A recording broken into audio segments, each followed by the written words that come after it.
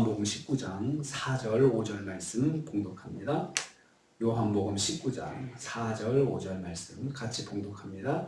빌라도가 다시 밖으로 나아가 말하되 보라 이 사람을 데리고 너희에게 나오니 이는 내가 그에게서 아무 죄도 찾지 못한 것을 너희가 알게 하려 함이로라 하더라.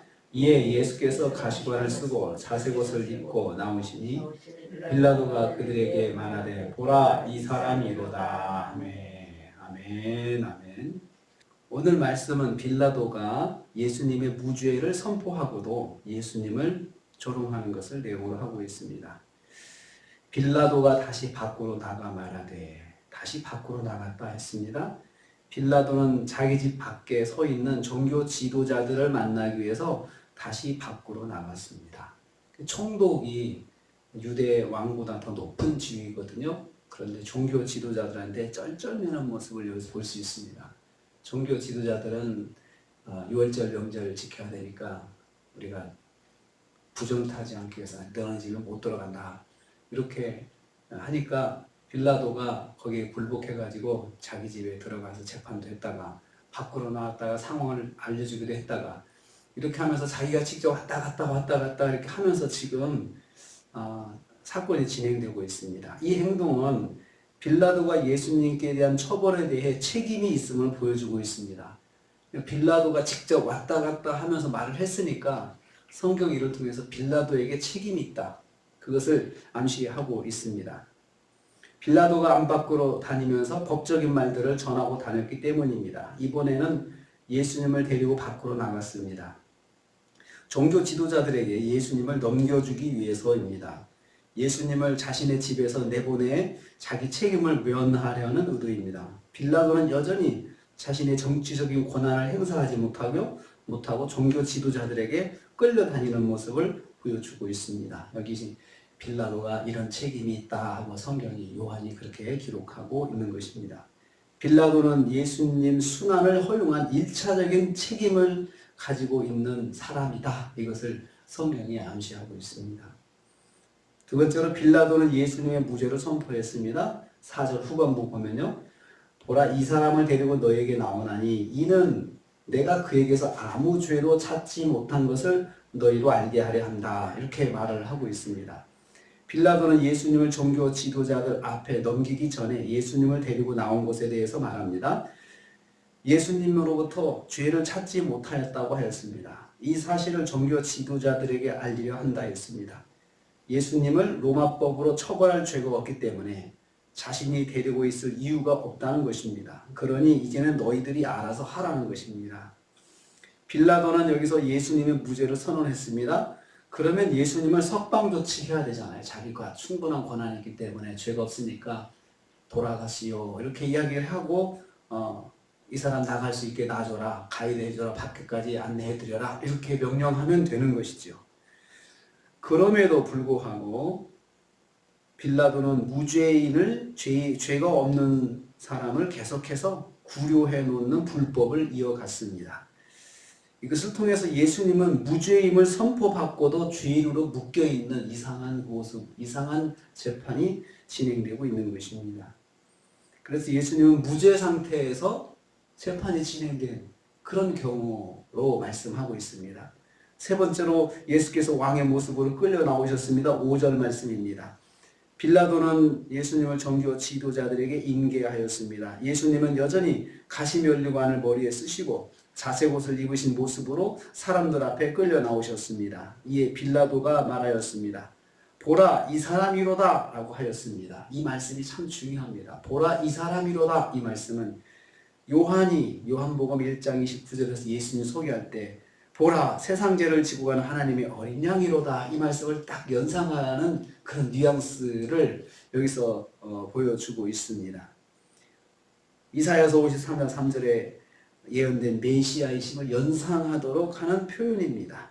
고난받으신 예수님을 우리 세상을 구원하러 오신 메시아이심을 보여주는 그런 말씀의 문장입니다. 보라 이 사람이로다. 보라 어린 양이로다.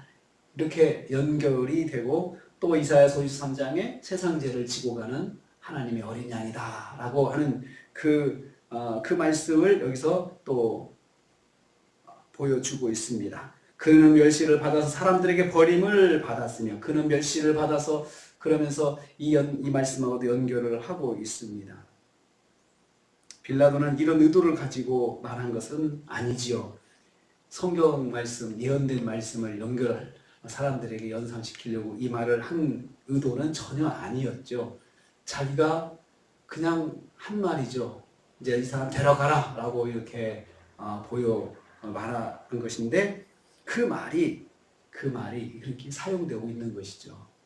요한이 그것을 절묘하게 그 말씀과 연결시켜서 그의 말을 거기다 기록하고 있습니다. 사람들은 하나님께 영광을 돌리려고 성경 말씀을 읽으려고 말하는 것은 아니지만 그들의 그 죄악된 그 언어 표현 하나도 하나님께서 사용하실 때도 있다는 거죠. 주님을 위해서 주님 영광을 사용할 때가 있다는 것입니다. 예수님은 세상 죄를 지고 가는 하나님의 어린 양으로 고난을 당하시고 있다. 이것을 요한은 지금 우리한테 말씀하려고 하는 것입니다.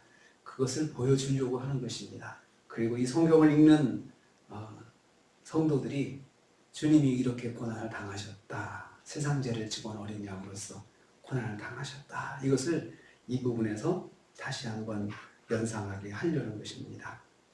우리는 믿음 없이 하는 말도 믿음 없는 사람이 한 말도 우리도 곱씹어 보면 거기에 하나님 뜻이 있거든요. 그럴 때가 있잖아요. 그냥 툭 던져서 그 말을 들었는데 그 말이 상처도 되고 사실은 나한테 참 힘든 말이 될 수도 있지만 다시 한번 생각해 보면 그 말 속에서 하나님의 뜻이 있을 수가 있습니다. 그래서 우리는 기도하다 보면 그 말을 통해서 하나님께서 나에게 이런 말씀 하시려고 하는구나. 우리가 그걸 깨닫잖아요.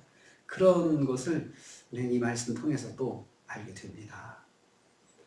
오늘도 하루를 삽니다. 무엇이든지 우리 하나님은 내게 합력해서 선을 이루시는 분이십니다. 그래서 무슨 일을 만나든지 무슨 말을 듣든지 간에 한번 다시 하나님의 뜻을 생각하고 또 하나님의 음성을 들으려고 하는 것이 중요합니다. 그래서 내가 그런 소리를 듣고 그런 대접을 받아서 억울하고 힘들고 고통스럽고 그런 것도 있지만 한편 다시 생각해서 그런 말을 한 대상을 원수를 삼고 적대시하고 미워하고 그러기보다는 그건 별개로 그건 그냥 그대로 놔두고 하나님께서 나한테 뭘 말씀하시려고 하나 여기에 집중을 해야 우리가 믿음을 지켜나갈 수가 있습니다. 오늘 하루도 어떤 상황 속에서도 하나님께서 나에게 말씀하시려는 것이 무엇인가 거기에 집중해서 상황 때문에 고통받지 말고 그건 그대로 놔두면서 하나님의 뜻이 무엇인지 깨달아서 그 속에서 은혜를 받고 또 평강을 회복하고 그렇게 오늘 하루도 승리하시는 저와 여러분 되시기를 주님의 이름으로 축복합니다. 주님 감사합니다. 빌라도가 생각 없이 한 말, 자기 욕심 따라 한 말, 보라 이 사람이 이로다 한 말이 사실은 세상 죄를 지고 가는 어린 양이로다. 이 말씀을 깨닫게 하려는 그런 말씀으로 사용되었다. 주님 말씀해 주셨습니다. 이사야서 53장의 말씀을 또 이루는 것으로 표현하였다. 말씀해 주셨습니다. 우리가 듣고 우리가 경험하는 모든 상황과 모든 말들 그 속에 하나님의 뜻이 있다고 저희들이 묵상했습니다. 하루를 지내면서 모든 상황 속에서 모든 말들 속에서 하나님의 뜻을 발견하고 하나님의 은혜를 누리는 하루가 되게 하여 주시옵소서. 예수님의 이름으로 기도하옵나이다. 아멘.